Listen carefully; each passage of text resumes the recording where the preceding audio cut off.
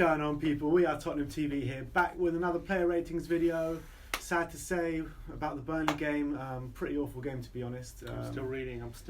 Sim, you were very, very upset after that game, weren't you? Yeah, I still am. I haven't been able to watch any football since that game. Yeah, I can't even think about football. Sim started beating up the car on the way home. I was fuming. Anyway, we'll get into it. Yeah, anyway, let's get straight into it. Hugo Lloris, we gave him a 6. Yeah. He not much at fault for the goals. Apart from that, didn't have much to do throughout the game. I thought maybe he was tested maybe once or twice throughout the whole game, but pretty quiet day for him, to be fair. Yeah, not much to do. I remember early doors he had to tip a looping cross over the crossbar, and then he had one late save from, I think, McNeil. That was fairly decent, but yeah, not much. There you go, Hugh guys, and we dominated the ball. He didn't have too much to do. So, yeah. Exactly. Aurier, Serge Aurier, we gave him a 4. One of his worst displays, I think. Not worst ever, but like just not. Definitely. I think his worst performance of the season. To be fair, it was disappointing from Aurier. He every time he was sloppy on the ball. He wasn't good going forward either. His crossing was off the pace, and defensively he kept getting caught out of position. I felt. McNeil was giving him a tough time on that left-hand side, and he really provided the width because we were playing so narrow most of the game. We played a back 5, and our width was coming from our full-backs, but he didn't provide enough of a threat. You could argue as well maybe how we set up in terms of not enough men in the penalty area when he was getting crosses in didn't help, but I thought he was really poor. Yeah, I remember you complaining during the game how he was getting into good positions, but there was no one in there to cross it to. It was only Kane who was our only focal point up there. Everyone else is kind of either too small because the Burnley defence is so big and so physical. It's difficult for our strikers or our striker to be the only person in there. But what really summed up the game for me was that clearance that led to the second goal. That was just awful. Yeah, shocking. I mean, he wasn't the only one at fault for that second goal, but he started it all. Yeah. And he was so sloppy. He was careless. And if he's going to take that right back spot off Trippier, he had a good few games. Against Dortmund he played well, but this is a bad step backwards for Aurier. It's always one step forward, 2 steps back with Aurier. Yeah. Frustrating. Anyway, let's move on to Foyth. We gave him a 4. Disappointing display by Foyth. I'm not sure.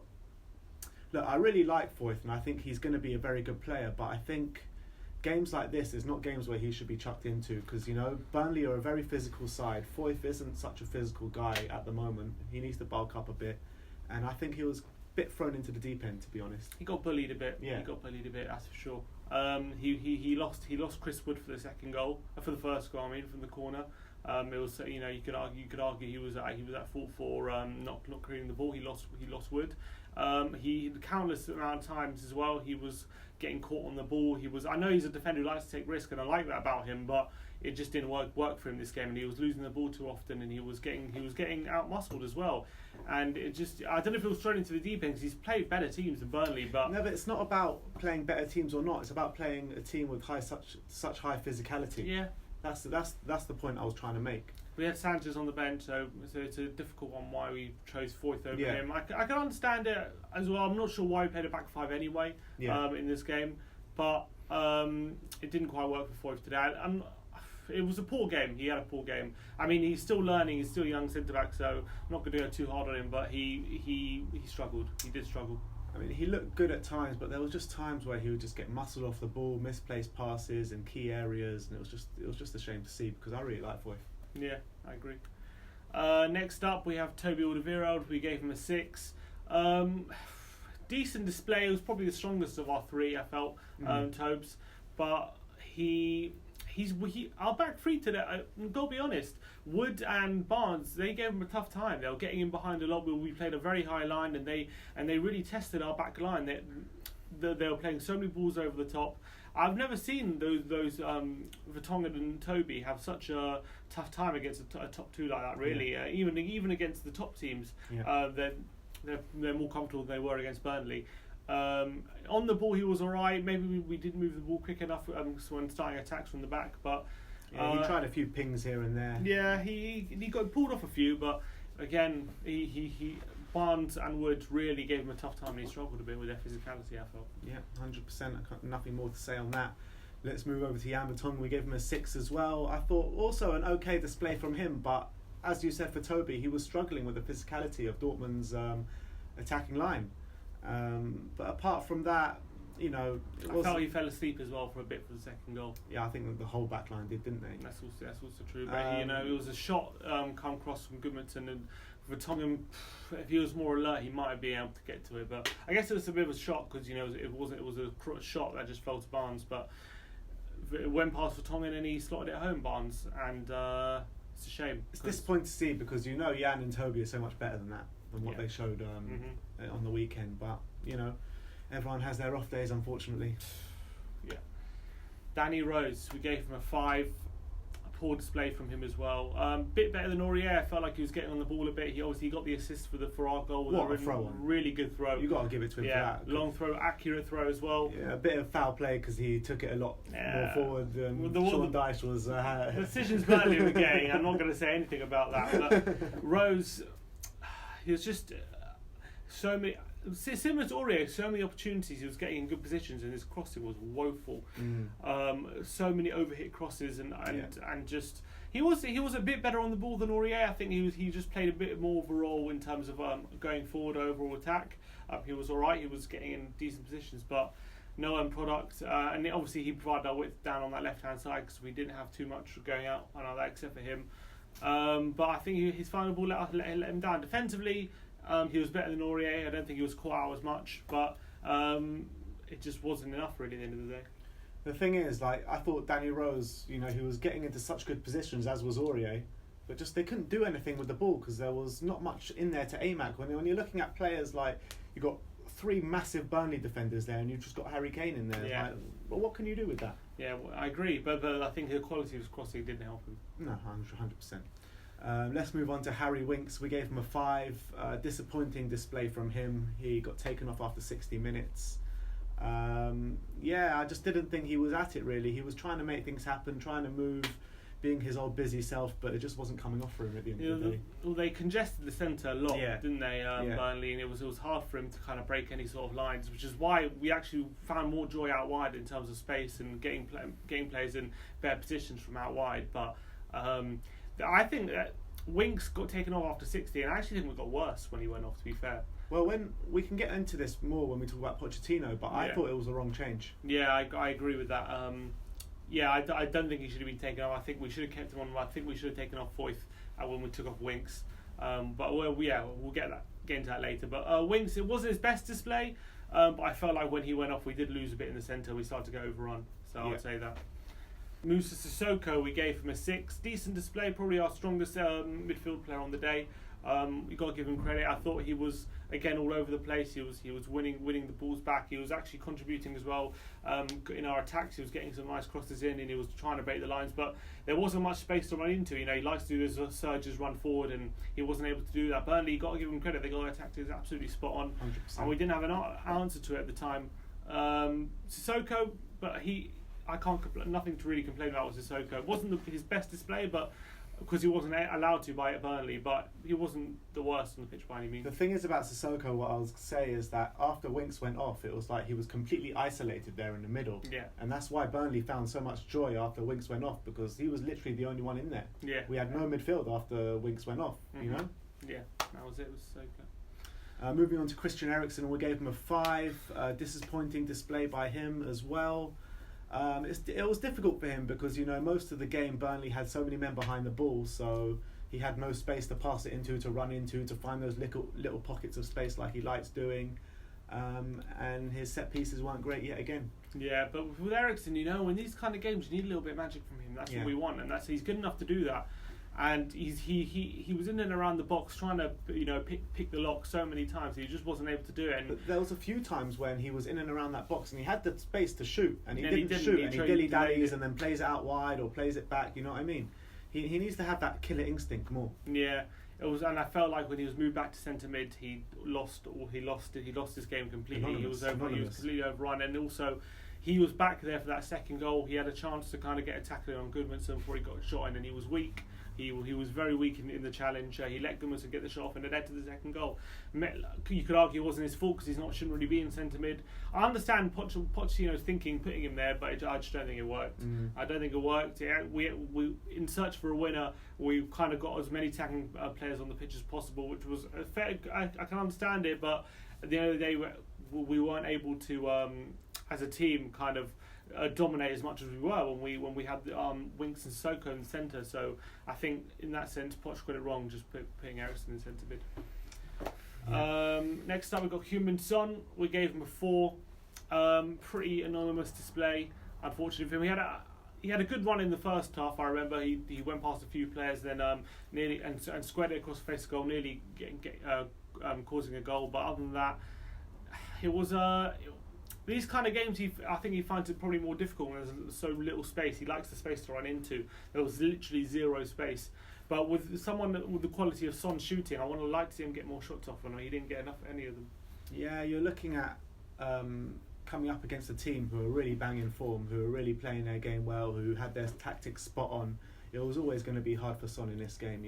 No space in behind. Yeah, but I expect he's a 2-footed player who's got a quality long shot, and I didn't see him get any shots off. But even him, he was in and around the box sometimes, had the time to shoot, had those moments to shoot, but didn't, and we just ended up playing this slow passing football around the box, and inevitably gets shot down. Yeah, he moved into a central area, or I think he was playing more a central area for most of the game, and it just didn't quite work for him. He moved out wide for a bit as well, and he wasn't getting any joy. It just wasn't Son's day. I can understand him struggling in this kind of game more than a game when there's a lot of space, but it's just a shame that he wasn't able to find a yard somewhere and just get a shot off, test the keeper, because he's the sort of player, even in this kind of game, he should be doing better than he did. Do you think Son works better as kind of a main focal point as opposed to an addition to Kane in the strike force? I wouldn't say that. I wouldn't say he works better. I think he can be just as effective when he's with Kane or when he's. Listen, the truth is, in the past 3 games, I know he scored 3 goals, but he's had similar games. He's just found those moments in the game where he's able to make it count. And just in this time he wasn't able to, and that's the difference, really. Yeah, that's the truth of the matter. Let's move on to Harry Kane. We gave him a 7. I thought he was our man of the match. Yeah. Looked like the old Kane, back at it. How long's he been out for? About 4 weeks? Something like that, 4 or 5 weeks. The only bright spot of this game. Looked like he hadn't left, to be honest. He was back at it, looked really fresh, looked really sharp. Got that goal, had that shot from outside the area, which was a brilliant shot, which produced a great save from Heaton. In the first half, he went a little jinking gun, and then he got a shot off with his left foot just wide past Heaton's post. As a team, we didn't create too many chances, but all the good stuff seemed to go through Harry Kane. He had another decent chance as well in the second half. Eriksen played a lovely ball over the top, and if Kane had a better first touch on that time, he actually would have been in 1-on-1, but his touch let him down. But he looked a lot sharper. He had a header in the box as well, which was kind of a poor header that just went into the arms of Heaton. But all in all, I thought he had a good game. Definitely brightest spark in he looked sharp. The whole dark evening. He looked like the Kane of old. He looked sharp. He looked like he was fresh. He didn't look like he was being rushed back from injury. He looked like a player who was looking to get off the mark straight away. A lovely finish. Let's not forget as well, his goal was a really good play to hold off his defender, and then a lovely finish on the outside of his foot to get in the far post. So I'm pretty happy with his display, to be fair. I think he was the only one really who had that urgency when we were losing to try and get that goal back. He was really, he really leads by example, and I'm happy with how he played. It's just a shame he was kind of let down by everyone around him. Yeah, it's a shame the team didn't follow suit. Which is, we'll go on to Poch. Yeah, let's move on to Poch. We gave him a 6. Lineup. What did you think about the lineup when you first heard it? When I first saw it, I thought, okay, it's not too bad. I'm not sure why we're playing 5 at the back, but I kind of understand it because we're going to push the fullbacks on and then try and get, flood the central areas. But the way Burnley defended, they congested the central areas so much there was just no way through. The only way through was through the fullbacks on out wide. The fullbacks weren't at it, really, let's be honest. Yeah, they weren't at it, but I think it worked in the sense that the fullbacks were getting a lot of joy, so it worked in that sense. However, when they were getting in the positions in the box, there was just no people in the box, no strikers to play it to. It was only Kane most of the time who was in the box by himself, and we tried to break him down. We pretty much all day were camped in their half, trying to in and around the box, trying to pick the lock, trying to find something. We weren't able to. The only joy we were getting is out wide. And so in that sense, I agreed with him bringing on Llorente, because that's what we needed at the time. He needed to take off Foyth, because leaving Winks, Sissoko in the middle there completely kind of numbed us in the middle of the park. We looked anonymous there. If you would have taken Foyth out, you get rid of that defender who we didn't actually need, three centre-backs. You stick another striker up there and you have two focal points up there, and then you can cross it into the box. Because what we ended up doing is we ended up playing Kane in behind, Llorente with Eriksen deeper, and we kind of started to get overrun in midfield. Actually, we had the opposite effect of what we needed, because we were just equalised pretty much. To be fair, it was pretty much a goal out of nothing for Kane, and we're looking for a winner. And all of a sudden, we couldn't dominate the ball as much as Burnley actually starting to get some joy on the counter attack. They were starting to get some chances. And then the best moment of the match was 20 minutes to go. Yeah, exactly. And once we'd taken Foyth off, all of a sudden we really lost control of the game. Actually, I know, but if we would have taken Foyth off instead of Winks, then we still would have had that steal with Sissoko and Winks to the centre. We would have Eriksen, Son, Llorente, and Kane all up top, trying to make things happen, and we would have had that solidity. But I think he made a mistake. I can't understand why he did it. If you get Eriksen in deeper roles, he's done that job before. It's not like he's alien to it. But not against a team as physically as imposing as Burnley has it really worked as much. And I felt like they exploited it when Eriksen went centre mid. They really exploited that weakness defensively. And I don't know whether it cost us or not, or whether we would have got the winner otherwise. But it definitely had the adverse effect that Pochettino wanted. What is it about these games? Poch came out and said this game's like a cup final. Yeah. Surely the players have got to be fired up for this. We've given player ratings, and only one player, which is Harry Kane, who's been out for 5 weeks, have made it a 7 or above. Everyone else has been below. You can safely say the players did not show up on the weekend. That's not down to Poch, that's down to the players, surely. I was fuming after the end of that game because we had a real opportunity. I don't care what anyone says. We had a real opportunity to really put ourselves amongst the top two, and it's another real missed opportunity. It really annoys me that we've had 10 days off for this game. We've had a long break, no internationals or anything in between. There's Kane's back now. With the performances we had, with the results we've been having when Kane being out. I'm not saying this game should be a rollover, but how we let it slip with 20 minutes to go, a 1-1, 25 minutes to go, where you got to be pushing on and just go and get that winner. But we fell apart. We did fall apart in those last 25 minutes. We didn't create anything. We let Burnley take control of the game, and we were sloppy. That second goal was an absolute joke. You watch it back, it was just error after error, leading to Burnley. Ashley Barnes starting at home. I don't know why we fluffed this up. We screwed up big time. It reminds me so much of that Wolves game in the back end of December. Because everyone starts talking about, Tottenham in a title race now, Tottenham are this, Tottenham are that. If we beat Wolves, we're in touching distance of Liverpool and Man City. And what do? We just go throw it away. Players just don't turn up. These two games, we just threw away the point. We won it up with 20 minutes to go against Wolves, end up losing. It was 1-1 25 minutes ago. We look like we're in the tendency. We end up giving control of the match. It's so disappointing, so frustrating. Whenever we get anywhere near the top two, we just seem to bottle it. Really, let's be honest. That's what happened. It keeps happening, and we're going to rule ourselves out of the title race for a third time, I guess. And look, to be fair, we are 27 games gone. Yeah, 6 points behind. Stopping Man City, let's be honest. 6 points behind the top. So I guess as long as it's 6, as you've still got kind of in with a shout. But we're losing to players we're losing to teams like Burnley away. You got to say, well, let's just concentrate on top 4, because these players, they're not up to it, I don't think, for the title. Look, top 4 would be a decent season. Get third and see how we do in the Champions League. It wouldn't be the end of the world, but it was there. It's been there since December, I think, to really challenge for it, and just 2 results but really bad. Even United as well, we should have probably won that game as well. The problem is, I think the players are good enough. It's just these moments, you know, they get nosebleeds, they get nervous. I don't know what it is, but we just can't get over that line. The players are definitely good enough. We're good enough when we're chasing, when we're about 10 points behind. We're like the best team in the league. We are good enough. It's the occasion that gets to them. But that's to do with their mentality. They have. It's just. I don't know. Maybe it's just the case of getting over the line one time, and then all kind of momentum will carry us. But at the moment, is that time gonna come? You know what I mean?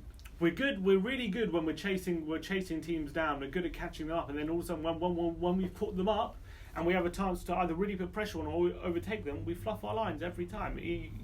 It's happened season in, season out, and this team is capable. This team is good, but it's got a mentality issue, and there's no point dressing it up. That's the issue.